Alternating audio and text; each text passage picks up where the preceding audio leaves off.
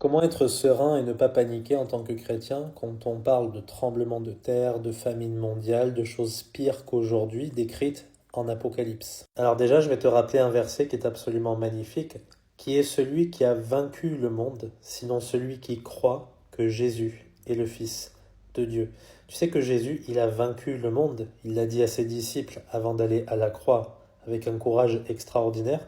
Eh bien, si nous sommes en Christ, si nous sommes enfants de Dieu, nous avons déjà au passé vaincu le monde. L'apôtre Paul nous dit aussi que Dieu, il nous a ressuscités ensemble et nous a fait asseoir dans les lieux célestes en Jésus-Christ. Nous sommes dès à présent, en tant que chrétiens, assis dans les lieux célestes. En Romains, il nous dit aussi qu'il n'y a rien qui puisse nous séparer de l'amour de Dieu. Les choses présentes, les choses à venir, la tribulation, la persécution, je ne sais pas quoi, rien ne peut nous séparer de son amour. Tu peux détruire ce corps tant que tu veux, de toute manière, il n'héritera pas du royaume de Dieu.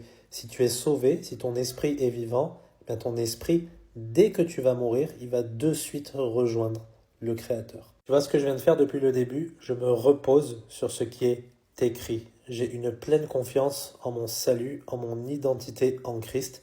Ça ne pourra jamais changer. J'ai déjà une place qui m'est réservée dans les cieux, quoi qu'il arrive.